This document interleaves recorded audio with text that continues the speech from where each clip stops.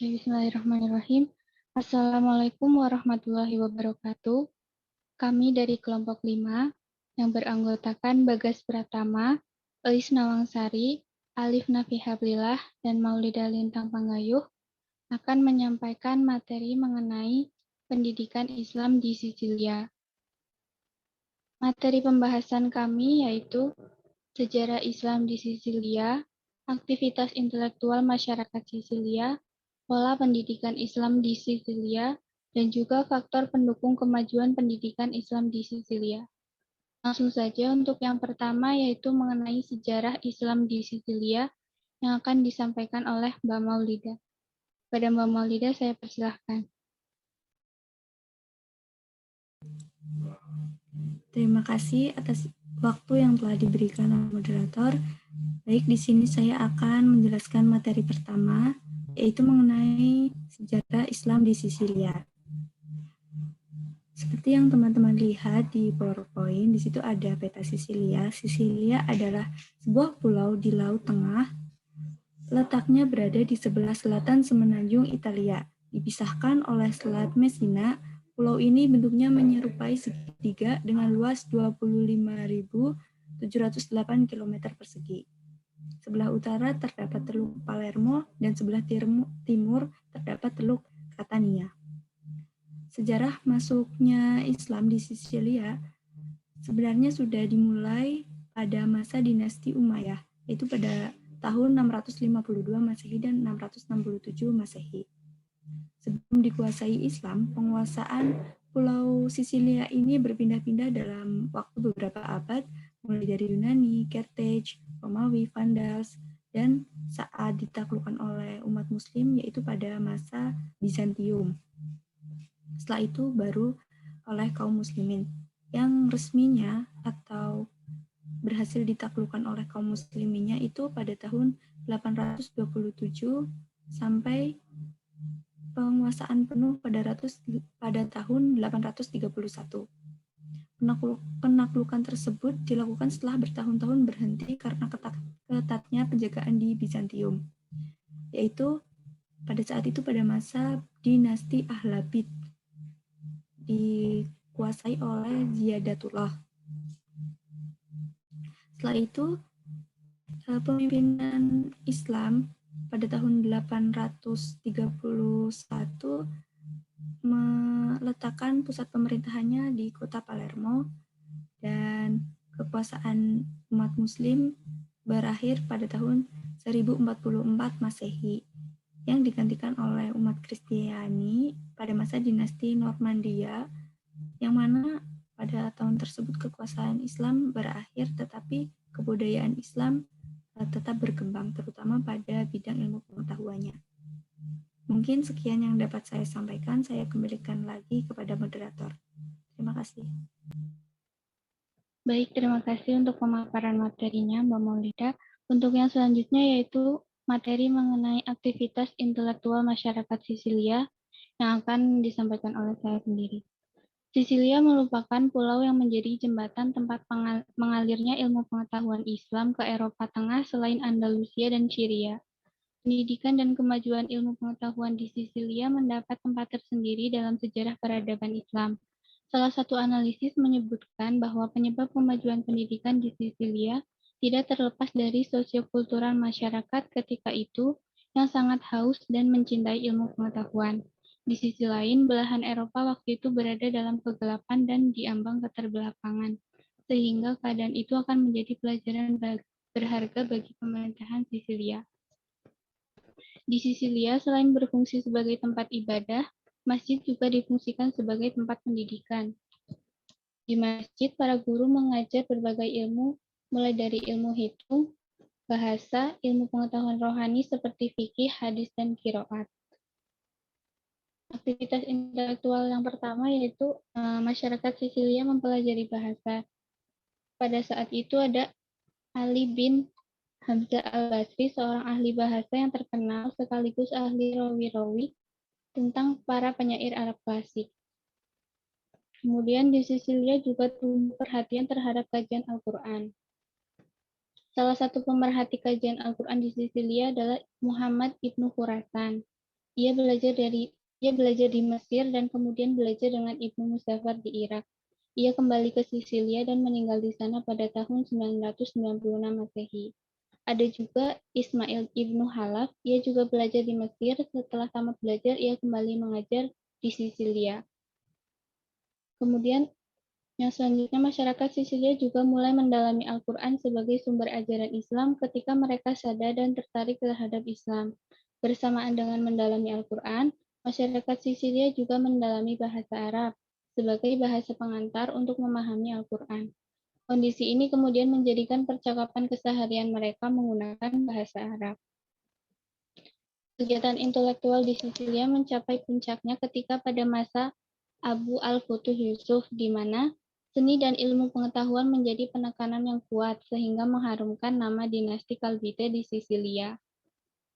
Kemudian setelah penguasa Islam tidak lagi memegang kekuasaan di Sisilia, penguasa Kristen Roger I tetap menghargai kebudayaan Islam. Para penerus kekuasaan juga turut mengembangkan dan mempopulerkan ilmu-ilmu Islam ke dunia Eropa, sehingga pendidikan Islam bukan semakin surut, tetapi semakin menemukan momentum pengembangannya. Mungkin itu saja yang bisa saya sampaikan. Untuk materi yang selanjutnya yaitu mengenai pola pendidikan Islam di Sisilia yang akan disampaikan oleh Mas Bagas Pratama. Ada Mas Bagas, saya persilahkan. Oke, terima kasih kepada moderator yang telah memberikan waktunya kepada saya. Oke, yang selanjutnya yaitu materi tentang pola pendidikan Islam di Sisilia. Pola pendidikan Islam di Sisilia terbagi menjadi dua tingkatan, yaitu yang pertama, kutab, yang kedua, pendidikan tinggi. Nah, kutab adalah lembaga pendidikan tingkat rendah yang banyak terdapat di Sisilia. Oleh Abu Bakar Ibnu Arabi dikatakan bahwa pola pendidikan Islam di kutab adalah anak belajar menulis, berhitung, dan belajar bahasa Arab. Di kota Parlemo terdapat 300 orang guru kutab dengan banyak kutab-kutab yang menjunjung tinggi peradaban Islam dan ilmu pengetahuan pada saat itu. Dari sini dapat kita lihat bahwa Sisilia sebagai negara Islam independen dengan ibu kota Parlemo, yang Sisilia sebagai negara Islam independen yang beribu kota di Palermo, yaitu diperintah oleh dinasti Aghlabiyah pada masa dinasti Abbasiyah.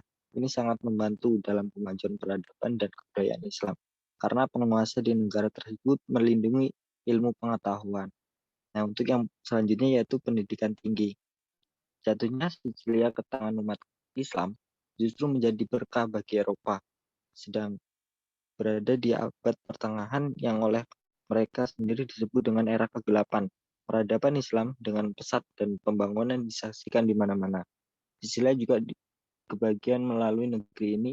Ilmu tidak dapat dipungkiri bahwa pendidikan Islam di Spanyol dan Sisilia sangat besar sumbangsinya bagi perkembangan dunia modern. Ini dapat dibuktikan bahwa pada masa Spanyol di Islam di Sisilia banyak sekali para ilmuwan Eropa mentransfer mengadopsi gagasan Islam ke universitas di Eropa. Sehingga ketika Islam runtuh, Eropa bangkit dari tidur panjangnya selama ini, dan dari sinilah ilmu pengetahuan berkembang sampai pada zaman modern hingga sekarang. Ya, mungkin cukup sekian materi dari saya kembalikan kepada moderator. Baik, terima kasih Mas Bagas atas penyampaian materinya. Untuk materi yang selanjutnya yaitu mengenai faktor-faktor pendukung kemajuan pendidikan Islam di Sisilia yang akan disampaikan oleh Mas Alifna. Pada Mas Alifna, saya persilahkan. Baik, terima kasih Mbak Aisyah, moderator atas waktunya. Di sini saya akan sedikit memberikan materi tentang faktor-faktor pendukung kemajuan pendidikan Islam di Sisilia. Di balik berkembangnya suatu hal, pasti ada faktor-faktor yang menjadi pendukung dari berkembang dan majunya hal tersebut. Sama seperti yang terjadi dengan pendidikan Islam di Sisilia. Ada beberapa faktor yang menjadi peranan dan pengaruh yang besar dalam berkembang dan majunya pendidikan Islam di Sisilia. Faktor-faktor tersebut diantaranya yaitu para penguasa Muslim di Sisilia adalah orang-orang pecinta ilmu dan memiliki wawasan yang luas. Mereka melakukan suatu program yaitu mengirim siswa-siswa berbakat untuk belajar di universitas terkemuka di dunia Islam guna meningkatkan tingkat pendidikan di Sisilia. Yang kedua yaitu memberikan gaji atau tunjangan kepada para dosen, peneliti, dan ilmuwan. Kemudian memberi kebebasan kepada para dosen, peneliti, dan ilmuwan dari wajib militer. Dan yang terakhir yaitu migrasi para ilmuwan, peneliti, dosen, dan guru dari berbagai penjuru dunia Islam ke Sisilia, dikarenakan tertarik dengan tunjangan yang memadai. Dilihat dari faktor-faktor di atas, bisa kita lihat bagaimana para penguasa dan masyarakat di Sisilia yang sangat menghargai ilmu pengetahuan dan pendidikan Islam. Dukungan penuh yang diberikan dan dilakukan oleh mereka menghasilkan tingkat kemajuan pendidikan Islam di Sisilia yang sangat besar. Dari beberapa faktor penyebab majunya pendidikan Islam di Sisilia, tidak terlepas dari sosiokultural masyarakat ketika itu yang sangat haus dan mencintai ilmu pengetahuan.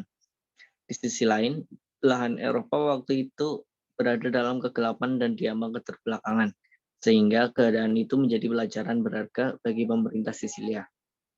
Dikarenakan kebodohan hanya akan mengantarkan kita kepada keterbelakangan. Sangat bisa dipahami kebijaksanaan dan perhatian yang dilakukan oleh pemerintah Sisilia untuk memajukan bidang pendidikan di daerah tersebut. Telah pula berdampak besar bagi orang-orang yang hidup di zaman sekarang. Semua itu tentu akan dapat dijadikan mutiara berharga bagi umat yang mau menjadikannya pelajaran. Bagaimana kiat-kiat untuk memajukan pendidikan dan peluang besar juga untuk ditiru oleh pemerintah yang ada sekarang. Mungkin cukup materi yang saya berikan. Saya kembalikan waktu kepada moderator. Baik, terima kasih kepada semua pemateri atas pemaparan materinya. Mungkin itu saja yang dapat kelompok 5 sampaikan. Untuk teman-teman yang ingin bertanya, silahkan pertanyaannya di kolom komentar. Kemudian terima kasih atas perhatiannya. Mohon maaf apabila ada kekurangan. Wabillahi taufiq wal hidayah. Wassalamualaikum warahmatullahi wabarakatuh.